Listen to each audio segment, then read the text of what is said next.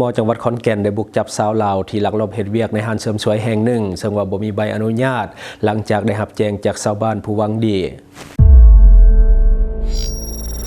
Time to share D+ ผลิตภัณฑ์ปกป้องตับจากเครื่องดื่มแอลกอฮอล์สวัสดีท่านผู้ชมกลับมาพบกับรายการ Time to Share สำหรับหัวข้อข่าวที่เราอยากจะนำเสนอในเมื่อนี้ก็คือเกี่ยวข้องกับเหตุการณ์ที่ว่าเกิดขึ้นอยู่เพื่อนบ้านของเรานั่นก็คือประเทศไทยอยู่จังหวัดขอนแก่นก็คือผู้สาวลาวไปเฮ็ดเวียกอยู่ห้างเสริมสวยแห่งหนึ่งในจังหวัดขอนแก่นแต่ว่าเป็นการลักลอบเฮ็ดเวียกก็คือบ่มี work permit บ่มีใบอนุญาตในการเฮ็ดเวียกก็เลยว่าถูกตม.ขอนแก่นบุกจับคาห้างเสริมสวยเนาะซึ่งว่าชาวบ้านหรือว่าพลเมืองดีเป็นผู้แจ้งผ่านสาย1178เนาะวันที่ 18 พฤศจิกายน 2025 เวลาประมาณ 13 โมงเจ้าหน้าที่ได้รับแจ้งเบาะแสจากประชาชนผ่านสายด่วน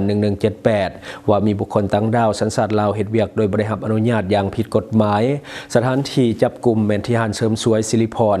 ถนนลังเมืองตำบลในเมืองอำเภอขอนแก่นอำเภอเมืองขอนแก่นจังหวัดขอนแก่นผู้ต้องหาชื่อนางมาลีอายุ 35 ปีเป็นคนสัญชาติลาวถูกแจ้งในข้อกล่าวหาก็คือเป็นคนบุคคลต่างด้าวสัญชาติลาวที่ว่าเฮ็ดเวียกโดยบ่ได้รับอนุญาตให้เฮ็ดเวียกซึ่งเป็นการผิดกฎหมายของประเทศไทยนอกจากแรงงานแล้วที่ว่าผิดกฎหมายนายจ้างที่ว่าเป็นคนไทยชื่อกิตติก็คือมีความผิดเช่นกัน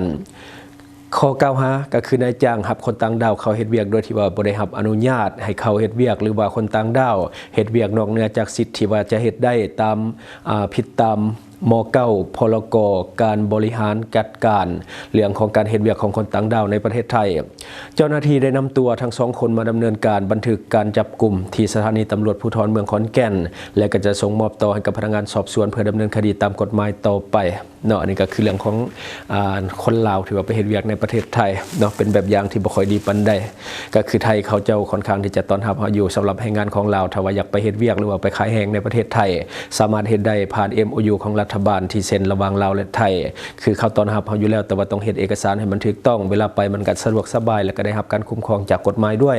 ไปใส่มาใส่มันก็สะดวกสบายบ่ต้องลบๆซ่อนๆคันเฮาเฮ็ดผิดเนาะเวลาเฮ็ดเวียกก็เฮ็ดแบบระวาดระแวงอยู่ซะนั่นเฮ็ดให้มันถูกต้องแล้วก็ไปเนาะเพราะว่าเขาเจ้าก็บ่ได้ห้ามเฮาเนาะเขาก็ต้อนรับเฮาอยู่แล้วเรื่องของแรงงานลาวแล้วก็คันว่าเฮาไปแบบถูกต้องตามกฎหมายนี่มันได้รับการคุ้มครองสวัสดิการอย่างต่างๆก็ได้คือกับคนไทยคือกฎหมายก็คุ้มครองเกิดอย่างขึ้นมันก็สะดวกสบายประสานงานก็ง่ายคันว่าเฮาเฮ็ดผิดเวลาตัวเองอยากไปแจ้งความแจ้งหยังก็เฮ็ดบ่ได้เนาะกรณีนายจ้างเอาเปรียบเอาหยังว่าสิก็เฮ็ดหยังบ่ได้เพราะว่าตัวเองเฮ็ดเอกสารไปบ่ถูกแล้วก็ไปลักลอบเฮ็ดเวียกตัวเองก็มีความผิดบ่กล้าเฮาสิไปแจ้งตำรวจเนาะอันนี้ก็ต้องได้เฮ็ดให้มันถูกตาม MOU ของลาวและไทยบัดนี้มาต่ออีกหนึ่งข่าวที่เกิดขึ้นอยู่ในประเทศเวียดนามก็คือศาลตัดสินจำคุก2ปีก็คืออดีต Miss Grand International ปี 2021 ก็คือคดีโฆษณาสินค้าเกินจริงแล้วก็หลอกลวงผู้บริโภคนํด้วยเนื้อในของข่าวได้มาจากแฟนเพจหนังสือพิมพ์ลาวพัฒนาที่ว่าเพิ่นแปลงเอาไว้ศาลเวียดนามได้ตัดสินจำคุกนางเวียนตุกตุยเตียนมีตำแหน่งก็คือเป็นที่รู้จักกันในนาม Miss Grand International 2021 เป็นเวลา2ปีฐานความผิดก็คือหลอกลวงผู้บริโภคในการโฆษณาและก็จำหน่ายผลิตภัณฑ์ที่ชื่อเคราเป็นอาหารเสริมร่างกายที่เป็นส่วนผสมของผักนอกจากเวียนตุกตุยเตียนถูกศาลตัดสินจำคุกแล้วยังมีอีกก็คือขินเทียนร่วมกับประธานกรรมการของบริษัท GM Rod Group โดยซึ่งว่าเป็นผู้พัฒนาผลิตภัณฑ์แล้วก็มีอีกผู้หนึ่งก็คือฟาร์มกวางลินกรรมการบริษัทก็ได้โทษจำคุก2ปีเช่นกันส่วนเลตวนลิน CEO บริษัทก็คือเลแทงกงผู้อำนวยการบริษัทถูกศาลตัดสินจำคุก3ปี3เดือนในข้อหาเดียวกันนอกจากศาลสั่งจำคุกแล้วศาลยังสั่งให้จำเลยทั้ง5คนต้องได้จ่ายค่าปรับไม้น้ำอีก50ล้านดงและก็ยึดกำไรที่ว่าผิดกฎหมายหลายกว่า 12,000 ล้านดงจากบริษัท GM Rod Groupเขาเป็นของหลัดและก็บริษัทยังต้องได้จ่ายเงินนอกจ่ายเงินคืนให้กับผู้ที่ว่าเสียหายที่ว่าซื้อผลิตภัณฑ์ดังกล่าวไปกินและเกิดปัญหากับสุขภาพศาลให้เหตุผลว่าจำเลยทุกคนต่างก็รู้ดีว่าคุณภาพของผลิตภัณฑ์บ่ถูกต้องกับที่โฆษณาไว้แต่ยังดำเนินการโฆษณาสินค้าอย่างต่อเนื่องและก็เหมือนเสยต่อการความเป็นจริงที่มีปริมาณเรื่องของไฟเบอร์ที่มาจากผักในผลิตภัณฑ์เคราเพียงแต่1 เม็ดจะมีอยู่ 0.935% เท่านั้นซึ่งมันบ่เพียงพอสำหรับผู้ที่ว่าขาดการบริโภคผักและยังบ่สามารถที่จะระบุได้ชัดเจนแหล่งที่มาของส่วนประกอบต่างๆ ผลการทดสอบยังแสดงให้เห็นว่าผลิตภัณฑ์ดังกล่าวบ่มีส่วนผสมของผัก10ชนิดอย่างที่โฆษณาเอาไว้แต่จำเลยยังมีการกล่าวอ้างต่อกับสาธารณะว่าผลิตภัณฑ์เครา1 เม็ดเท่ากับผัก1 จานซึ่งการกระทำดังกล่าวส่งผลให้มีผู้คนจำนวนหลายเสียหายอย่างน้อยๆก็คือ 56,000 คนลงเสือและก็ซื้อผลิตภัณฑ์ดังกล่าวไปบริโภคคิดไล่มูลค่ารวมๆกันจะตกอยู่ประมาณ10 ตื้อดงของเวียดนาม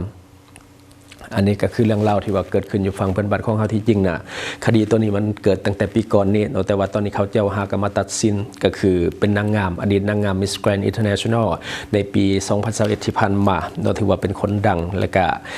มีการกระทำผิดในเรื่องของการขายผลิตภัณฑ์คือเวียดนามนี่ส่วนใหญ่ก็จะเป็นลักษณะแบบนี้เพราะว่าในช่วงที่ผ่านมาก็จับดีเจเงิน98ฮันกานะครับเป็นดีเจเป็นคนดังของเวียดนามแล้วก็ขายผลิตภัณฑ์ปลอมต่อมาก็มีนักร้องเวียดนามอีกผู้หนึ่งอันนั้นก็ขายผลิตภัณฑ์ปลอมคือกันและมานางงามก็เป็นคนดังของเวียดนามก็ขายผลิตภัณฑ์ปลอมคือกัน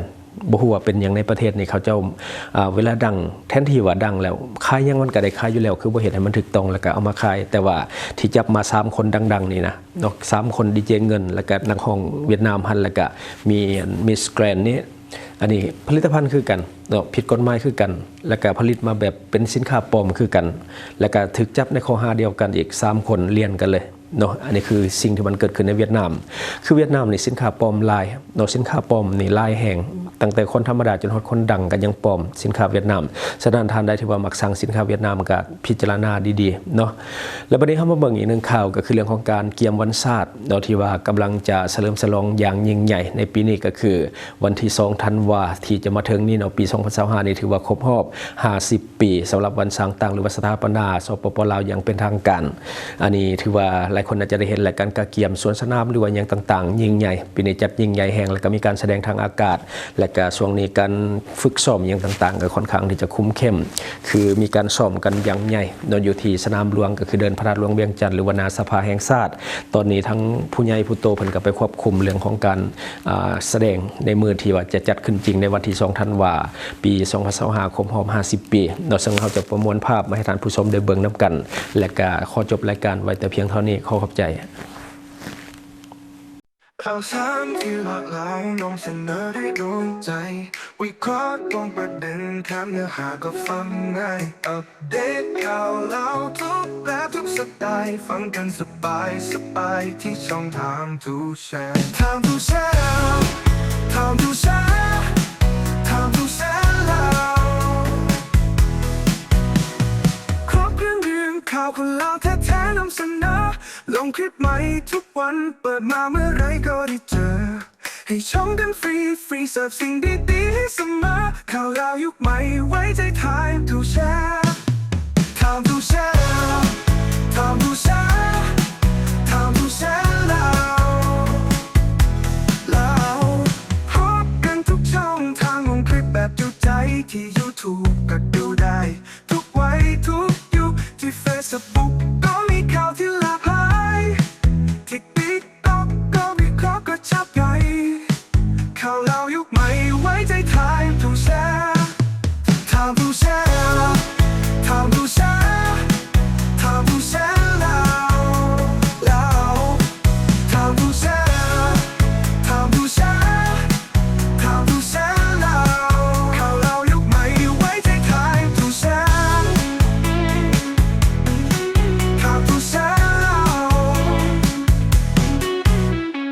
ครบเครื่องข่าวคนเล่าแท้ๆนำเสนอลงคลิปใหม่ทุกวันเปิดมาเมื่อไรก็ได้เจอ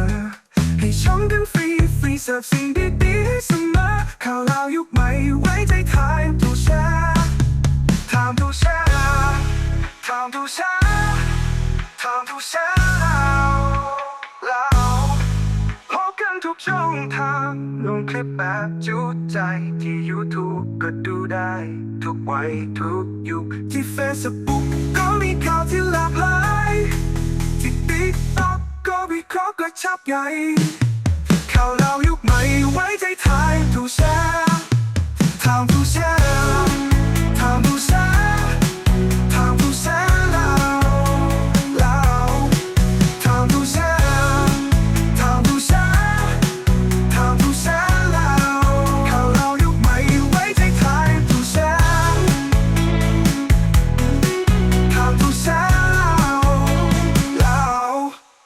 ช่องทางที่คุณสามารถรับชมข่าวสารจาก Time to Share Studio Fanpage Time to Share Laos YouTube Time to Share TikTok Time to Share Laos Facebook สิงห์ดาราสายลิน อยู่เมืองลาวใช้แต่เงินกีบลาวและส่งเสริมผลิตภัณฑ์ภายในเพื่อลดพรการนำเข้าสินค้าและแก้ปัญหาเงินตา Subscribe for more video.